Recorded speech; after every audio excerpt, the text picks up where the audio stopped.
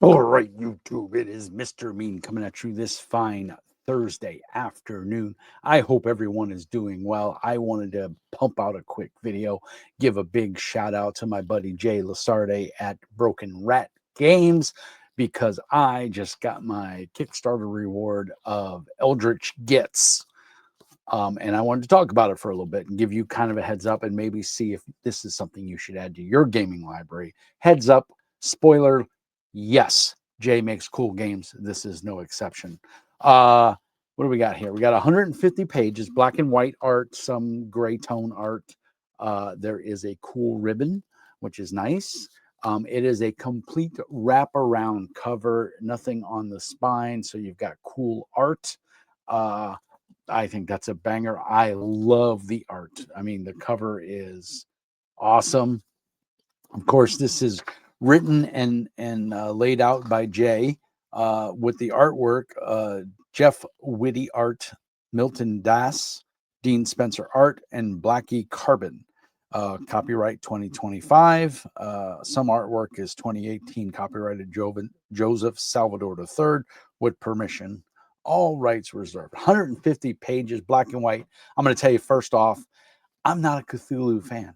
I like Delta Green, but I do suffer from PTSD. And so anything too modern or too realistic, such as Delta Green, kind of messes with my PTSD sometimes.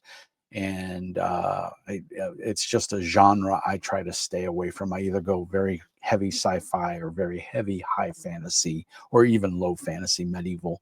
Um, a game's got to be good for me to want to play it. Now, this is 1930s, 1940s. You can scale it up time wise or whatever. The mechanics are the mechanics. You can do whatever framework you want. Guns are guns. You can, call them whatever you want. So you can adjust this and maneuver it if you want to play a more modern game or an older game in the timeline. But it's predominantly set in the gangster noir setting of America in the 1920s, 1930s. It's really well done. I think this is Jay's first hardback perfect bound book.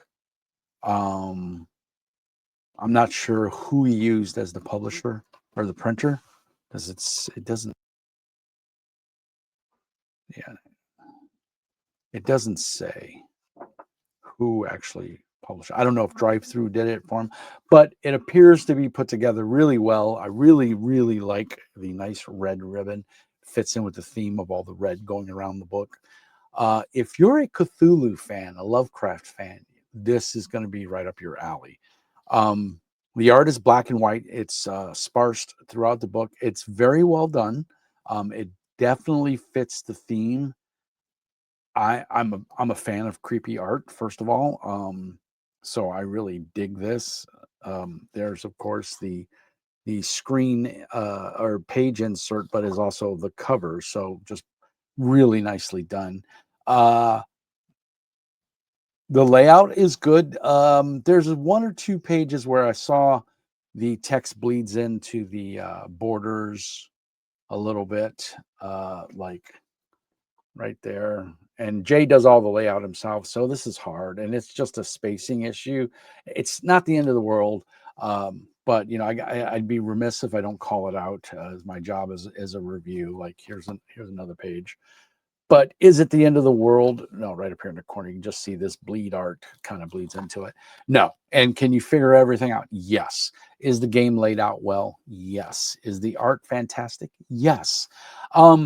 Buy the damn book. What more do you need me to tell you? If you like Cthulhu, if you like 1920s, 1930s gaslight, noir, Dick Tracy, The Unforgettables, this is going to be right up your alley. I did want to take a second. I wanted to point out this one. If I could open the book without breaking my fingers, that's all on me. My favorite piece of art in the book, right there. Don't bring cultists to a gunfight. Bring guns. I just thought that was a cool picture, and it just got a tickle out of it. And it's a nice center spread. You know, these wise guys just lighten up these cultists with hand weapons as they charge, you know, Tommy guns. Not the brightest cultist in the book, but then again, cultists usually aren't. Um, Mechanics, real simple. It's a D20 game. There's advantage, disadvantage. Roll 2d20. If you have advantage, you take the higher of the two. If you have disadvantage, you take the lower of the two. Now, this is a dual D20 system. So for attribute test, you're going to roll under, equal to or less than your attribute on a D20, plus or minus modifiers. If you're doing a skill check, which most combat, driving, looking up information, knowledge is all going to be skill checks, you're going to want to roll over. So easy mechanics. Character creation is actually very simple. There's a couple of charts in here. Hideouts, really good information on hideouts would be very useful in even non-Cthulhu games. You could use this in other, you know, games. You just change the themes a little bit. You know, like if you were say you were doing a fantasy and you rolled trains or a rail cart, you could turn that into a wagon. So a casino could be a castle, you know, that kind of thing. So lots of good charts. I mean, for 150 pages, it is well packed. And I gotta say, big shout out, Jay. Thanks for autographing it for me. I really do appreciate that. It gives it that nice special touch. This is another cool piece of art, a little zombie. Yeah, so, and you know, you got your monsters, you got your stats. Uh, Zombies can only be killed by removing the head. Otherwise, they must be banished. So you're going to have rules for magic and occultism, you know, that kind of stuff. Yeah, all kinds of nifty things. You got G-Men, you got Ghost. Again, the art is, oh, I just noticed that. Um, does that look like anything familiar? Maybe the ghost from Ghostbusters? The librarian, the very first ghost we see in the movie in Ghostbusters. I think that's pretty cool. It's a great homage if that is the case. Of course, you got your gangsters, you got deep ones, you got uh, all the critters, cultists.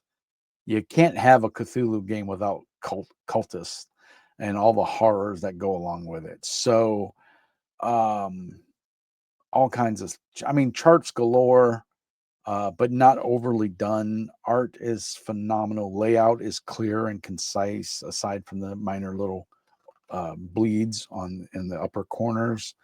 Uh, but it's not throughout the book. I've only found two so far, three. But again, advancing your git. So in rules on leveling up. Um, God, what can I say, man? It's just a cool game. Art is fantastic, and I gotta say, I'm a big fan of this size of book. It's easy for me to put it at the table. If I'm running, I can keep it handy as a reference. It's easy enough to pass around. It's not a tome. I'm not going to break my wrist trying to reach across the table and give this to another player. So I think the form factor, the size, the layout, the design, it's all top notch. I'm very, very impressed. I love the cover. This blue and yellow it just pops. I'm going to say one little nitpick for my own is I would like to have had a name on the spine, but I get why Jay did it because he wanted to keep the art, you know, concise. And I don't have a whole lot of games. Well, I do have a whole lot of games, but I don't have a lot of games that don't have anything on the spine. So this is not going to get confused with any other game. I may have a couple games that might have a blue, like I see there's Marvel superheroes right there, that have blue, but this is definitely not the same. And the book format is smaller, so it's not. I could put it right next to it and still pick it out very quick. So I mean, if you back this on Kickstarter, you're going to be getting your copy soon. I'm helping Jay with the U.S. distribution. Those will go out Saturday when I have time to do it. And other than that, man, you're getting a treat. This is one of Jay's better books. I love the design. I love the wraparound cover. Uh, it's part of the Gits series, so Fantasy Gits. You know, will be his horror Gits. You know, Eldritch Gits. Um, It's just solid, man. I mean, it's the art is super cool. It's very evocative. The tables are not so verbose that you're like, oh, geez, another table. Here's the one piece of gray art, I think, in there. It's pretty cool. Um, it's going to make sense. And if you don't want something as heavy as Call of Cthulhu or Delta Green's more of a modern game, so I don't think this really falls into that category.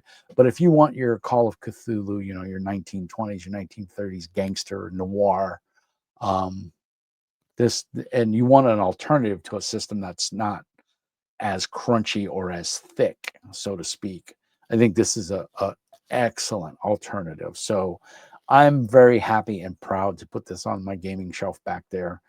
It's probably going to go up on a shelf up there, I think right above the where my right next to the Savage Rifts book. Well, there's a Klingon book up there, but I think the Klingon book can get moved because I think this deserves a better spot. I love the cover. Uh, skill system skills range from 1 to 5. If you're doing character creation and you get a skill a second time, you can bump it up to +2, or you can choose a different skill. You know, and you'll add that to your roll. You know, so solid system, easy, fast. It's not rocket science. You're going to have a good time with it. Um, and it's Call of Cthulhu basically in a faster, easier, accessible system. Uh, I don't know what else to tell you. Buy the game, play it. Let me know what you think of it when you get your copy. Let me know if you like the layout and you like the art. I do. So I'm going to leave it at that. I think that's a quick enough video. What words? They're hard. Speaking hard. So I just wanted to end with saying, Jay, thank you so much, buddy. This is awesome. Can't wait to see what you do next, man. Keep cranking them out. I'll keep reviewing them. You are you're making cool games as always, and I appreciate your effort, your time, and your attention, and always thinking of me. So thank you, brother. Peace and hair grease. Remember to like and subscribe. Share the video. Let your friends know about it. Put it on the background. Let it play. YouTube's algorithm is all goofy now, so whatever you can do to help the channel out is always great. Use my Discord, use my affiliate links, Drive Through RPG, you know, all that fun stuff. So as always, peace and hair grease. And remember, Mr. Mean says be nice.